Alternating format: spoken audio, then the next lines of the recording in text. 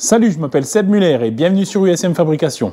Alors aujourd'hui les amis, dans cette vidéo de fabrication, on va fabriquer un écrou en bronze UE12P avec un pas trapézoïdal de 40 par 6. Voilà, donc c'est pas une mince affaire, c'est un travail où il faut être quand même organisé. Et comme d'habitude, on va faire ça en voix off et je vais vous commenter tout ça. À tout de suite. Ça commence toujours de la même manière les amis. Un morceau de brut et un plan. Alors vous voyez là, il faut que je fasse un diamètre 60 extérieur, un filetage trapézoïdal de 40 par 6 en intérieur. La pièce fait 100 mm de long. Mon brut fait diamètre 80. Un morceau de bronze UE12P. Un bronze qui s'usine relativement bien. C'est un bronze courant hein, qu'on trouve un petit peu partout. Il y a du tournage et du fraisage. Je me suis noté déjà les infos concernant le filetage. C'est important de bien se préparer hein, quand vous faites un usinage. De bien lire le plan avant de commencer. Ça évite les erreurs un petit peu d'inattention. On va utiliser le Cazeneuve Optimax 590 pour réaliser cet écrou. Et plus je l'utilise cette machine et plus j'ai envie de l'utiliser. Elle allie vraiment un mix CN et Tradi qui est très appréciable, convivial et robuste et rigide. Et voilà. Donc j'ai un passage de broche de diamètre 82, donc mon brut de 80 est rentré dedans, c'est super. J'ai pas eu besoin de m'embêter. J'ai déjà procédé à la petite chauffe de la broche. Hein. Je vais y procéder, pardon. Et voilà, ça fait partie, on va dire, des choses basiques. Allez, comme tous mes usinages, hein, je les commence toujours par un dressage de face. C'est vrai que je commence toujours par ça. C'est une habitude. Hein. C'est la première chose que je fais quand j'usine une pièce, je dresse la face. Voilà.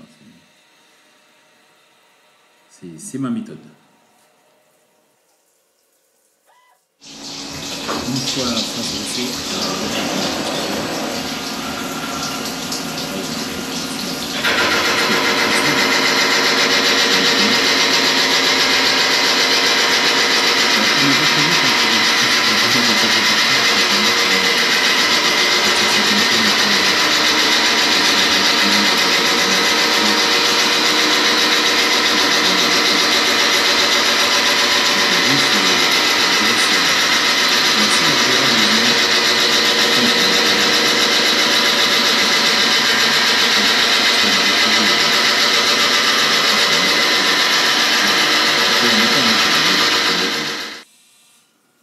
voilà donc les passes successives des diamètres extérieurs, du diamètre extérieur hein, jusqu'à que j'arrive à 2 mm de la cote finale. Toujours ébauché avant de finir. On en revient toujours à la même chose.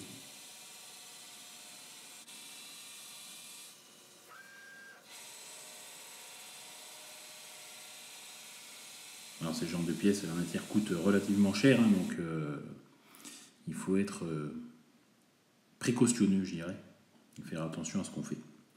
Voilà, je vous ai mis tout le reste en accéléré.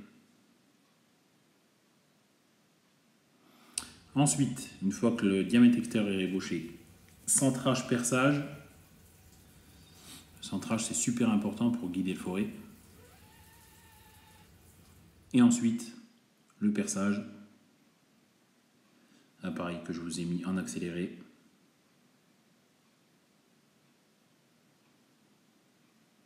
En multipasse, hein, donc prenez des passes de 5 mm hein, et des bourrages. C'est important de bien faire dégager le copeau, peu importe la matière, que ce soit du plastique, du bronze, de l'acier, il faut toujours bien dégager le copeau. Ça évite la casse de l'outil et des économies d'efforts de machine, on va dire. Allez, on va ébaucher le diamètre intérieur. Vous voyez hein, la facilité de programmation. Donc j'ai sélectionné mon outil, je mets mon diamètre intérieur, mon diamètre, ma longueur et mon point d'approche. Une petite simulation pour voir si tout se passe bien. Et il va se passer exactement la même chose avec l'outil que ce qu'on a vu dans la simulation.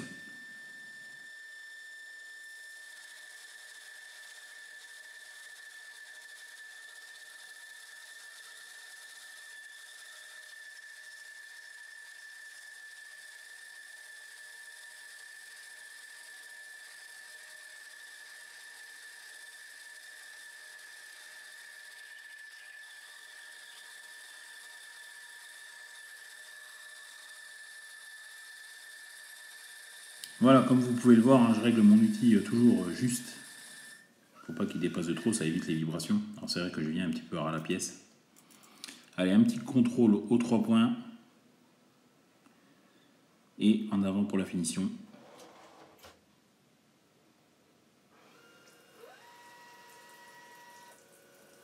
Voilà. C'est parti avec un chanfrein de 3 à 45 en entrée de pièce. Hein. Il faut penser qu'on va faire un gros filetage trapèze, hein, donc il faut qu'il y ait un bon chanfrein d'entrée. En général, il faut faire un chanfrein qui est de la valeur du pas. Donc là, c'est un pas de 6. J'ai fait un pas donc un chanfrein de 3 au rim. Voilà. Donc, mesure avant la finition.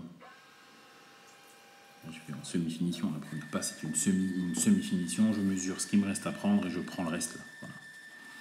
Pareil, je vous ai fait ça en accéléré. Hein. On sait maintenant comment ça marche. Alors, pour les tours minutes, hein, c'est toujours dans les 450-500 tours minutes et 0,15 mm par tour pour la finition. On n'a pas besoin d'un état de surface extraordinaire, hein, étant donné qu'on va fileter. Il faut juste que le diamètre soit bon, quoi. Voilà. Et pas trop non plus, pas trop moche. Bon, là, on a des super résultats. Voilà, on va maintenant procéder à la finition du diamètre extérieur, c'est pareil. Donc, la programmation, hein. J'ai sélectionné mon outil, je mets mes profondeurs de passe, mon point de départ, mon point d'arrivée, et on n'a plus à se soucier de rien d'autre. Donc là, pareil, hein, semi-finition avant la finition, hein, toujours. Hein.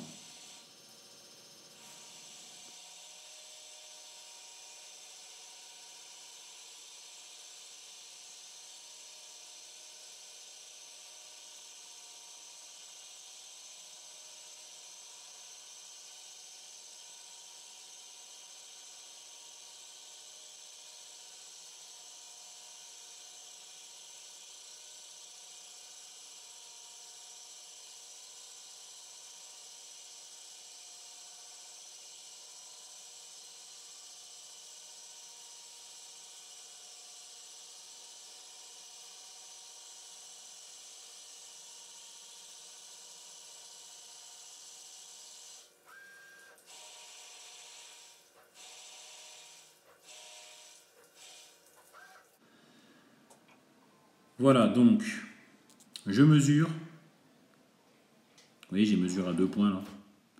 Je pourrais encore mesurer au milieu si je ne suis pas sûr de la géométrie de ma machine, mais bon, là, j'en suis sûr à 100%, donc voilà. L'outil étant bien réglé, la géométrie de la machine étant bonne, mon micromètre étant bien réglé, il y a très peu de chances que la cote soit mauvaise. Là, c'est un 60G6, hein, donc c'est quand même relativement précis. Donc voilà. Après, si vous avez peur, que vous avez une machine qui n'est pas géométriquement parfaite ou valable, disons, vous pouvez laisser un petit peu étoiler. Voilà. Attention, par contre, le toilage, très dangereux. Je ferai un tuto à ce sujet d'ailleurs. Voilà, donc là, on voit que le 60G6 est parfaitement respecté. Je vais maintenant démonter ma pièce, reculer mon traînard. Voilà, souffler un maximum des copeaux. Normalement, il faut enlever un maximum au pinceau. Bon, là, il n'y en avait plus beaucoup. Je me suis permis de souffler. C'est pas super, hein. Mais bon, voilà. On n'a pas le temps de traîner. Donc j'aurais pu la tronçonner la pièce, hein, mais j'avais un petit peu peur qu'elle tombe dans le bac. Donc je me suis dit, bon, j'ai du serrage, je me suis adapté. Je vais faire ça à la scie à ruban. J'ai laissé 5 mm de plus en longueur, hein, comme ça j'ai juste à la mettre en place, à la scier. Hein. Je vais la protéger en fin de sciage, vous allez voir. Il faut vraiment prendre toutes les précautions quand on a des pièces comme ça qui sont précises et surtout au centième. L'état de surface déjà doit être bien. Et un petit carton Amazon hein, que je vais glisser sous la pièce, ça évite tout simplement qu'elle tombe sur les rouleaux et qu'elle vienne se marquer. Voilà. Et au moins j'ai pas peur qu'elle tombe dans le bac. Bon, on va passer en mordou. En mordou usiné, hein, pardon. Si vous voulez savoir comment les usiner, j'ai fait un tuto à ce sujet d'ailleurs. Donc je les mets en place. Hein. Numéro 1, numéro 2, numéro 3. Le mandrin au préalable, bien nettoyé. Un petit peu de WD-40. Une fois qu'il est nettoyé, hein, ça aide à lubrifier l'ensemble, hein, bien sûr, hein, comme d'habitude. Hein. Pièce mécanique en frottement, il faut lubrifier. Et voilà, je viens serrer ma pièce dans le mandrin. Je vais lui mettre, comme d'habitude, un petit coup de comparateur hein, pour voir si elle est bien concentrique, hein, si elle tourne vraiment bien rond. C'est important ça, hein, quand vous faites des pièces. Là, vous voyez, j'ai entre 1 et 2 centièmes, ce qui est tout à fait acceptable, hein, surtout que sur le plan, il n'y avait pas de contrainte de concentricité. Donc c'est reparti, dressage de face hein, à la plaquette W. Donc mise à longueur et chanfrein extérieur. Voilà, donc là, la pièce est à longueur, chanfrein extérieur, en multipasse. Voilà. On peut se le permettre, on est en CN, on peut travailler dans ce sens-là. Si on était sur Tradi, là, on ferait un simple chanfrein avec un outil à 45, hein, si c'est un chanfrein à 45 degrés. Et on va faire la même chose à l'intérieur. Hein. Comme je vous le disais en début de vidéo, donc le chanfrein, super important hein, pour le filetage. 3 au rayon, 6 au diamètre. Voilà. Qu'on soit prêt à effectuer un filetage dans de bonnes conditions. Allez, c'est parti les amis. Donc l'outil est monté, plaquette trapézoïdale rasante, hein, donc on n'aura pas à s'embêter, on va aller simplement à la cote finale.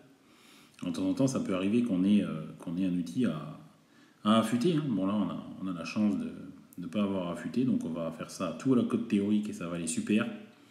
J'ai choisi de le faire en 60 passes et 4 passes à vide. Hein. Alors les 4 passes à vide sont là pour justement annuler un petit peu la flexion de l'outil, hein, parce que c'est une pièce qui est relativement longue. Enfin, 100 mm, c'est pas non plus super long, mais il y a toujours une flexion et la matière risque de ne pas être enlevée correctement. Donc voilà, c'est pour ça que je fais des passes à vide. C'est assez important ça aussi. Alors 60 passes, c'est vrai que ça peut paraître beaucoup, hein, mais sur ce genre de pièce, on n'est pas à 5 minutes près. Hein. On peut prendre des petites passes et au moins le filetage va sortir super. Voilà, parce que ça a tendance à vibrer quand même dans du bronze, longueur 100 mm. D'ailleurs, je vais vous faire écouter le bruit de l'usinage, voilà. Pas en accéléré, rien du tout. Régalez-vous.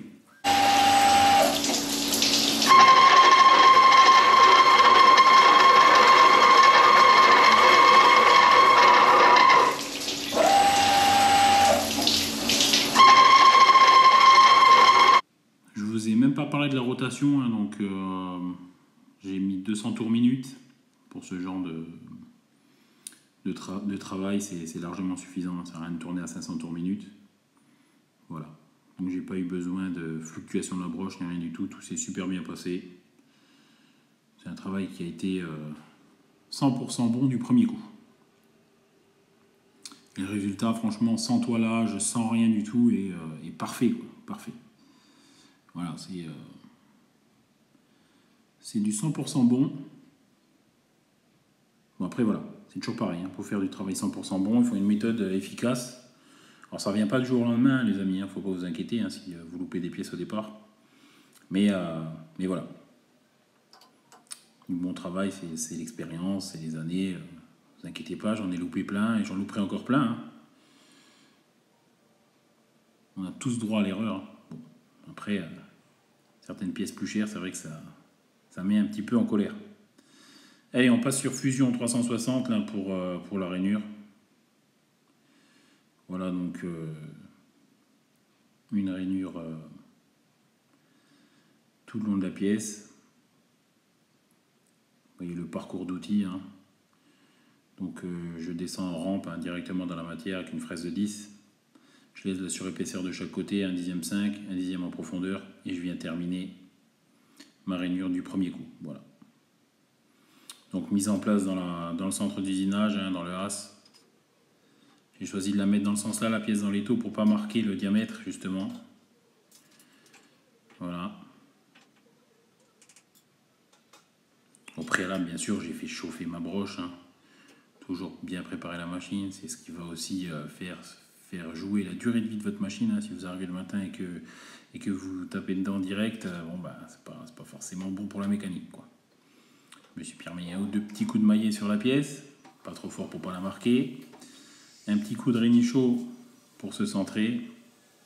Pour trouver mon origine programme. Et ensuite, on est parti. Alors là, on est parti pour l'usinage. Hein. Lubrification à fond la caisse et puis on laisse faire. Après, il n'y a rien de sorcier. Hein. Si le programme est bien fait, le centre vous restitue ce que vous avez fait. Voilà. Vous voyez, la rainure, elle est vraiment parfaite. La cote est parfaite. C'est une pièce plutôt sympathique à réaliser. Voilà, le résultat, c'est vrai qu'il est top. Hein. Il est top et j'aimerais en faire plus souvent des pièces comme ça. C'est assez intéressant. Du pâte trapèze, c'est vrai qu'on n'en fait pas tout le temps.